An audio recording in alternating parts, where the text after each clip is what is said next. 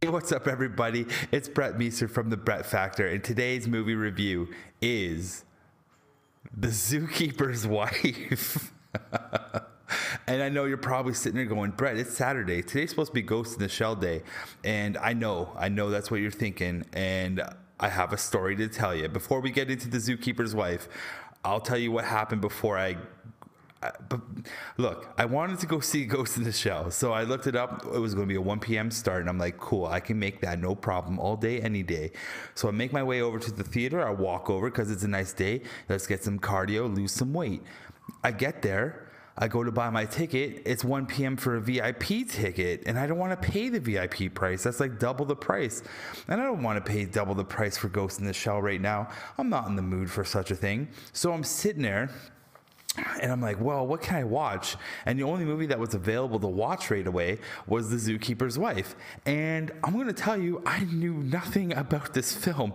I didn't even know it existed, to be perfectly honest. I think I just heard about it in conversation, like looking up the theater times, and I saw, oh, The Zookeeper's Wife. What's that? I don't know what that is. Because I've seen about 6 or 7 movies in this month, and there was not a trailer for any of that. No trailer for the good.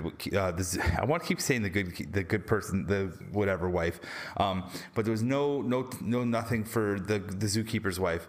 So I didn't know what it was. And B, I don't have cable, so I don't see the television trailer commercials and stuff like that anymore. So if I'm actively looking for a movie, I'm on YouTube checking out trailers and stuff to see this flick. So I didn't see anything about it. I just didn't even know about it. I didn't even care about it. So I went into this film incredibly like what I like to call dark, like zeroed out, knew nothing about this film. So I bought the ticket with my scene points, got some popcorn, and I went to the film. And surprisingly, there was a lot of people there for this 1 o'clock afternoon showing. There was a lot of people, at least 20, 30, 40 people in this theater were here for The Zookeeper's Wife. So I'm like, okay, hey, this must be something. Maybe these people know something that I don't know about. So I sit fairly close, not super close, and I start watching the movie. I missed all the trailers, and so the movie starts, and all I'm thinking this movie's going to be about is a zoo.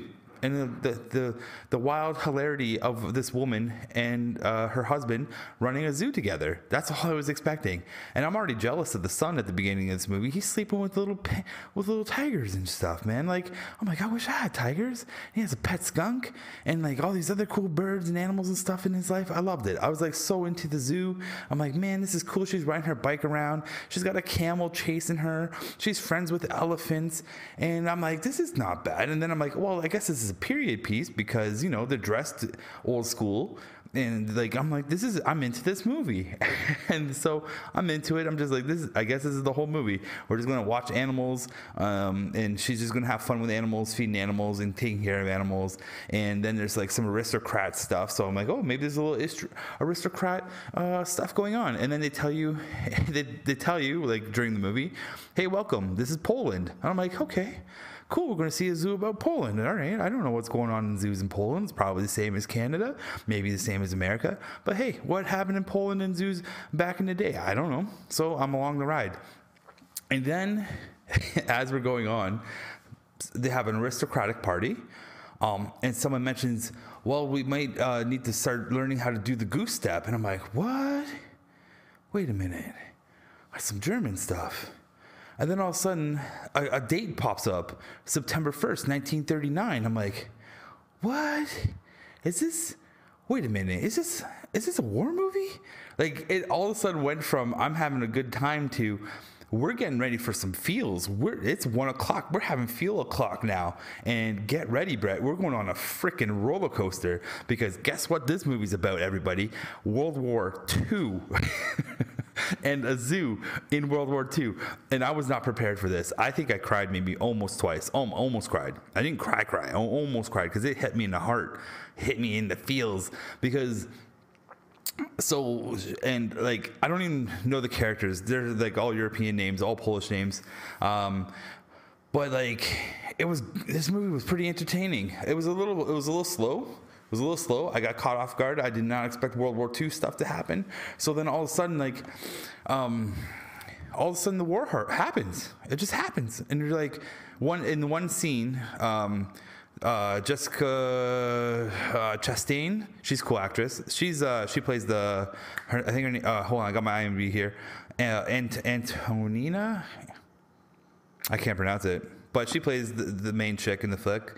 And then we have her husband, who is Johan Heldenberg, and his character's name is Jan. And then there's the villain of the show, played by Daniel Brühl. I don't know. His character's Lutz. So anyways, this is thing between these three dudes. But Jan and I think her name is Antonia, that sounds right. Antonia and Jan are like making out, right? And he's like, yo, we better bounce because Poland's going to get killed by Russia and Germany, because that's what happened in the war, right? Poland got destroyed.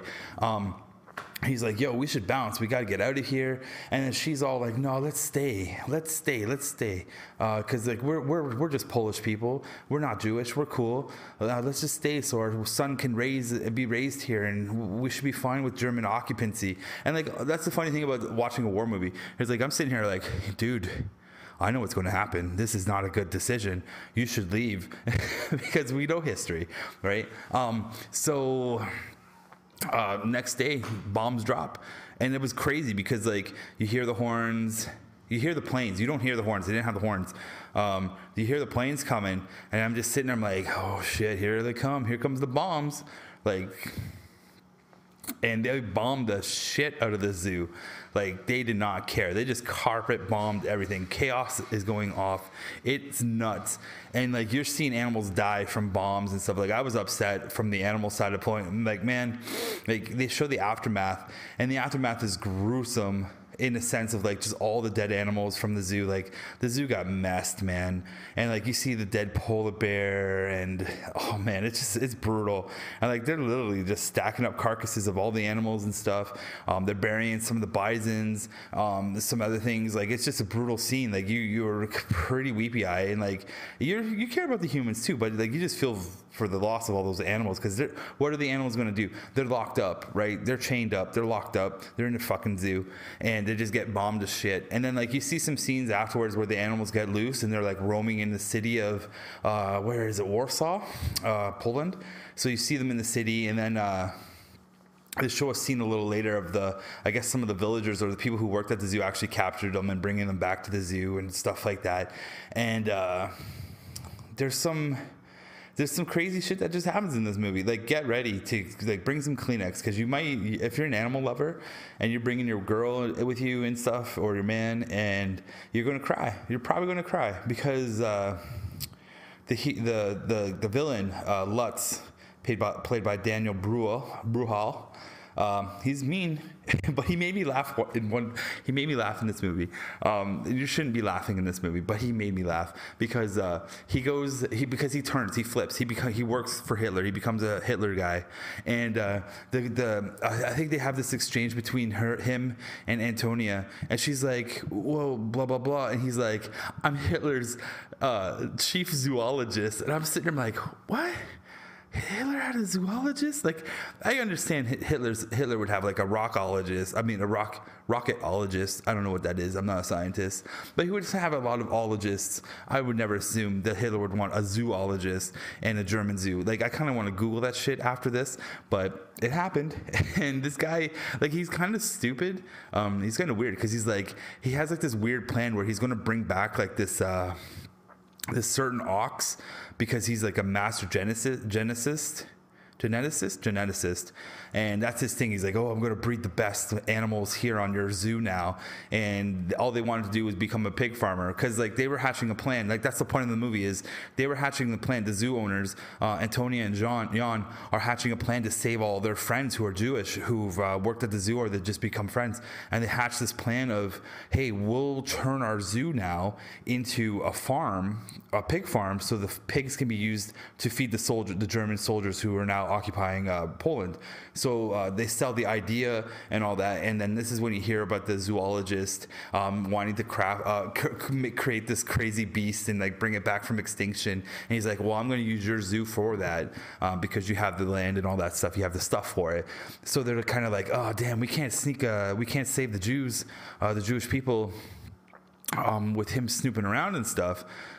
but they figured it all out. Like he's not really he's like the worst bad guy. Like he doesn't even notice that shit's going on around him. Realistic, like really, because he's not thinking with his brain. This villain, this Lutz guy. He's thinking with his dick, because all he wants to do is just bang her. That's all he wants. He's just like, I'm a zoologist. I want to bang. You're smart. I'm smart. Let's bang. I don't care about your husband. I want to just bang you. And there's some flirty stuff going on, but there's a point to it, because Antonia and Jan are hiding.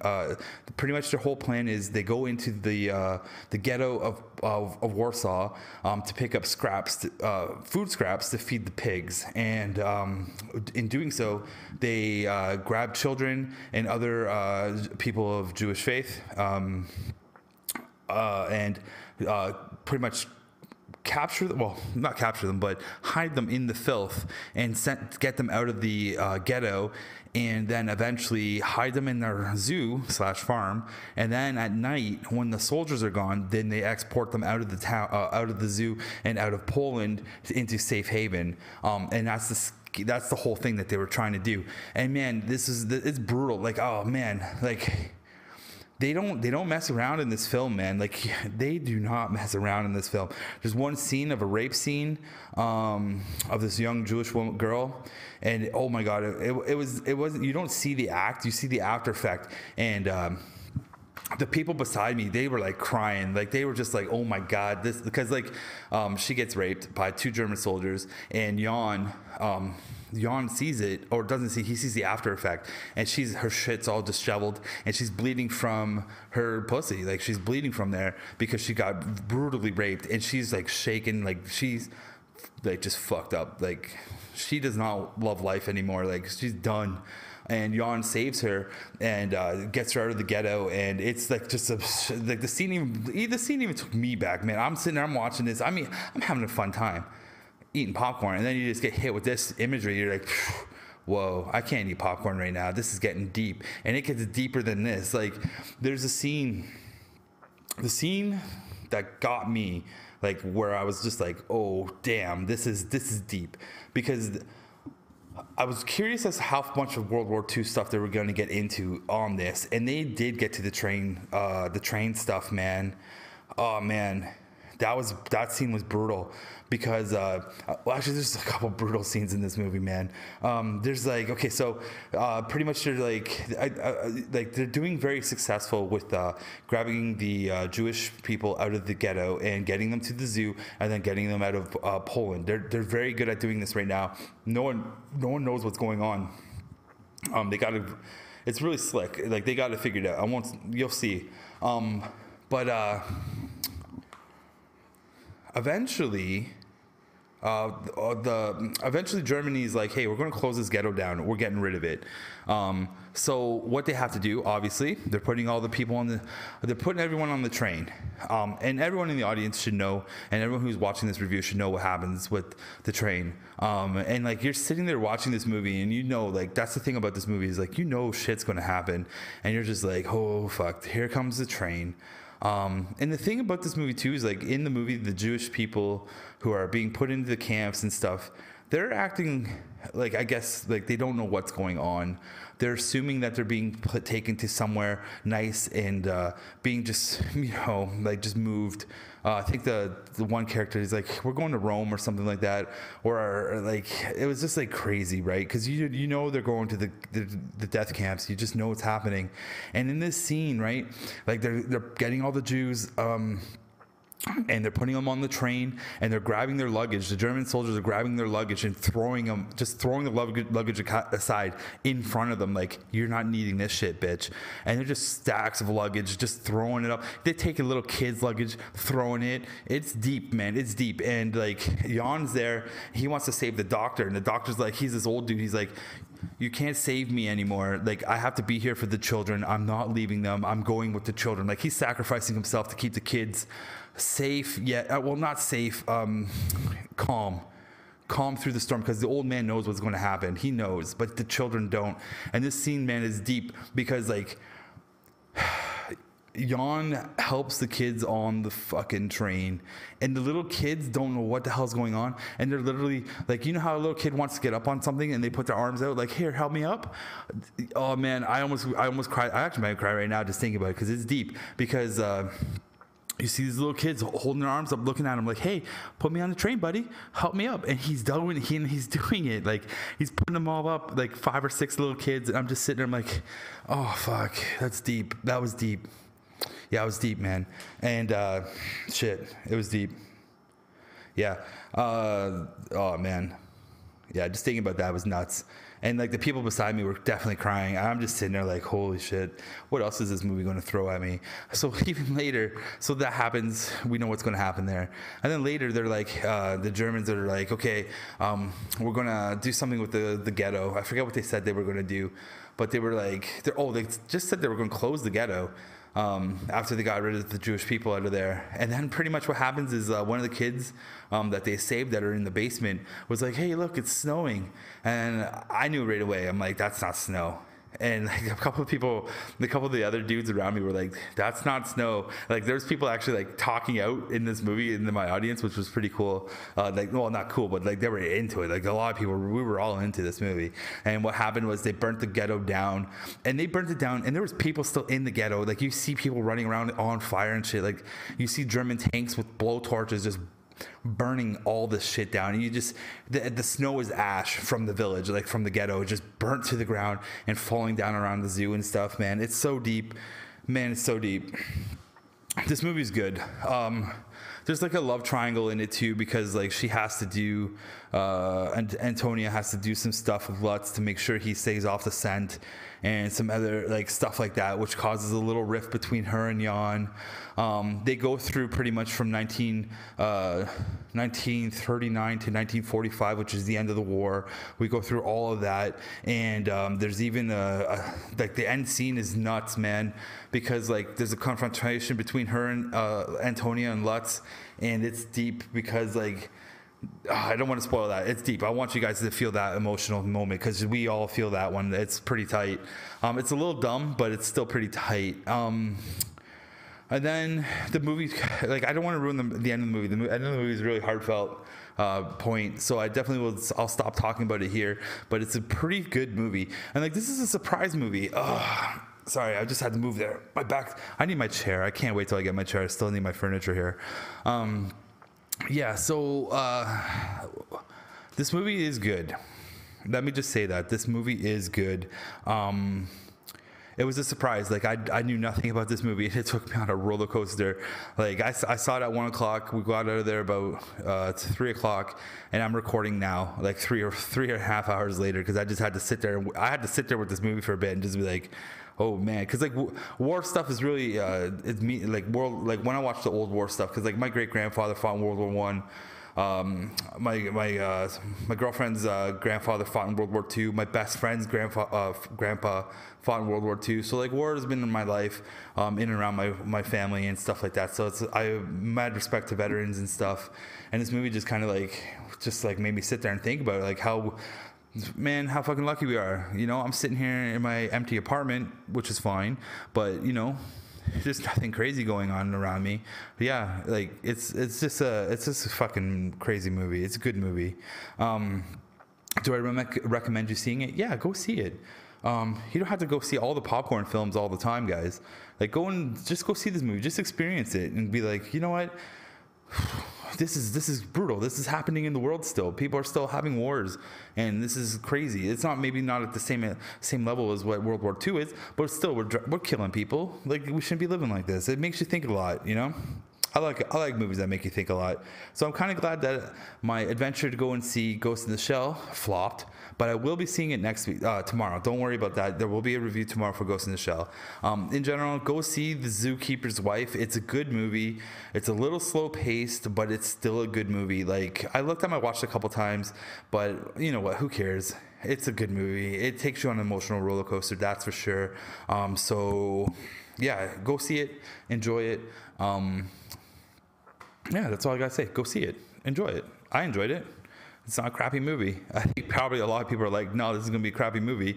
But actually, it's not really that bad. So go see it. Have a fun time with it. And that's going to be it for the movie review for The Zookeeper's Wife.